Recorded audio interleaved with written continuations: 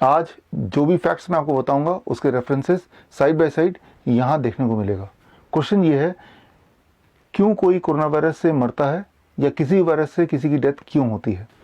इस सवाल के जवाब को जानने के लिए हमें जाना होगा करीब 100 साल पीछे।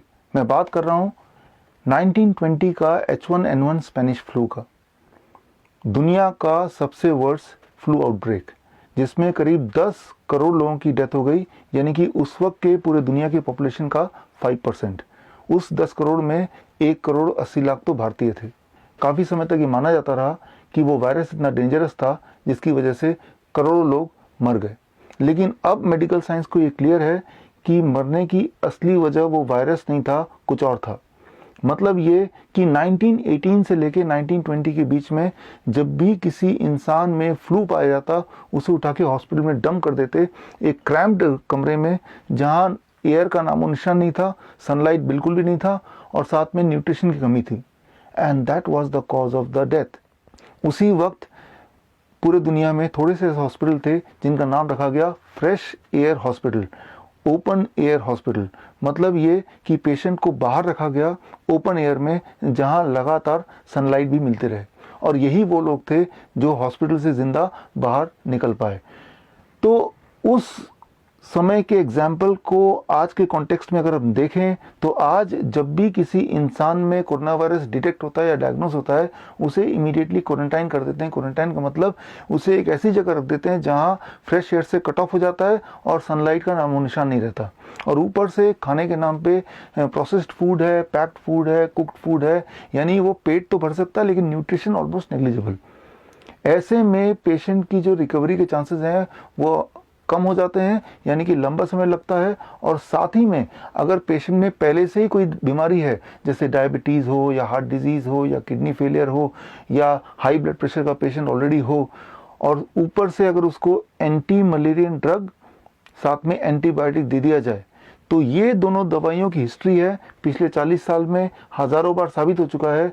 These two medicine causes QT prolongation of heart, मतलब अचानक हार्ट बीट का डेंजरसली बढ़ जाना and causing sudden cardiac death.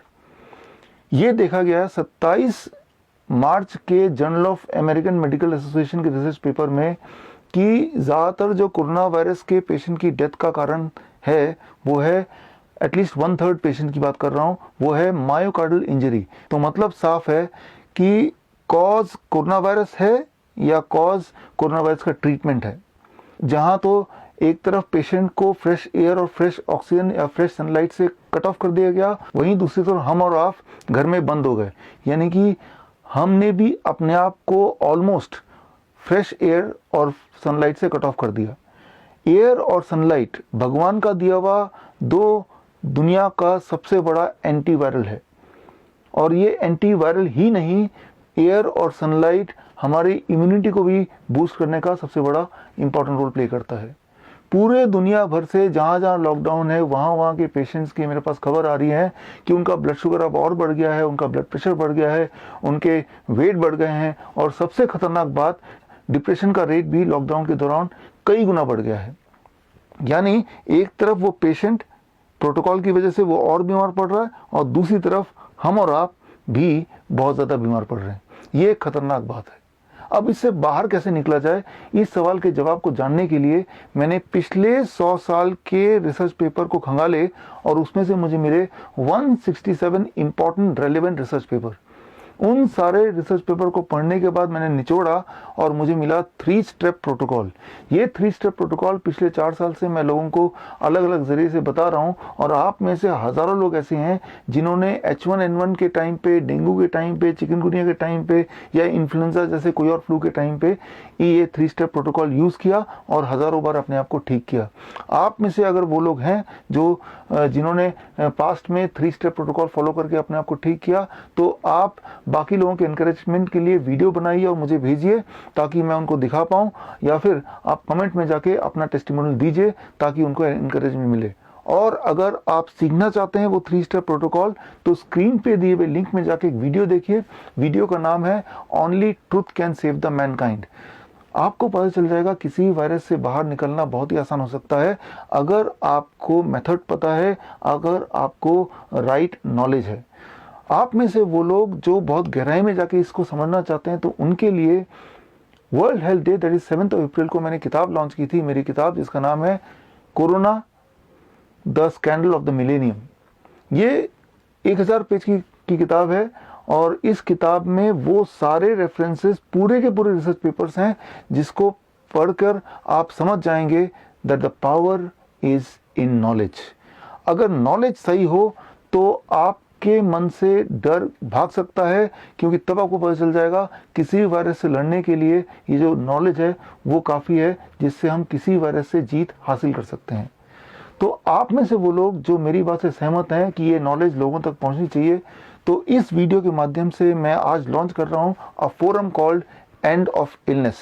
तो अगर आप उनमें से हैं जो सोचते हैं कि इस टीम का हिस्सा बन सकते हैं, तो स्क्रीन पे दिए हुए ईमेल आईडी में जाके आप अपने बारे में लिखिए और मुझे बताइए। ये ईमेल मैं खुद पढ़ूंगा और मैं खुद आपको जवाब दूंगा। भविष्य में ये टीम काम करेगी ताकि हम लोगों को फ्री कर पाएं, आज़ाद कर पाएं हर तरह के वायरस से। देखिए, आज कोरोना आया है, कल हंटा भी चल दिया है, वो कल भी आएगा। क्वारंटाइन करना, लॉकडाउन करना एक टेम्पररी सोल्यूशन हो सकता है, लेकिन परमानेंट क्योर कभी नहीं हो सकता है। एक तरफ तो घर में बंद होकर लोग बीमार पे बीमार पड़ते जा रहे हैं, डेंजरसली इल होते जा रहे हैं, और दूसरी तरफ एक और डर कम से कम 1/3 इंडियन के दिमाग में है, दैट इज नौकरी जाने का डर। आंकड़े कहते हैं इकोनॉमिक टाइम्स के कि करीब 1/3 लोग, लगभग 30% लोगों की जॉब जाने वाली है। तो डिप्रेशन ऑलरेडी आ गया है, ऊपर से नौकरी जाने का डर। ये एक भयानक सिचुएशन है।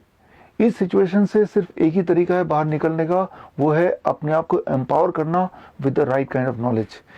मैं इनवाइट करता हूं, चाहे आप कोई IAS ऑफिसर हो, बिजनेसमैन हो, लॉयर हो, या फिर डॉक्टर हो, या कोई पॉलिटिशियन हो, क्या हम ऐसा कर सकते हैं, हम मिलकर एक टीम बनाएं ताकि सोशल मीडिया के माध्यम से, गवर्नमेंट की सारी मशीनरी के माध्यम से हम इस नॉलेज को एक एक इंसान तक पहुंचाएं।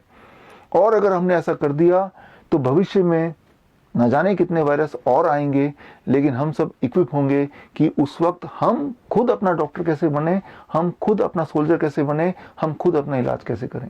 और अगर ऐसा हो गया तो अच्छे दिन एक बार फिर तो आएंगे ही, और हमेशा अच्छे दिन ही रहेंगे। इस उम्मीद के साथ all the best, thank you, जय हिंद।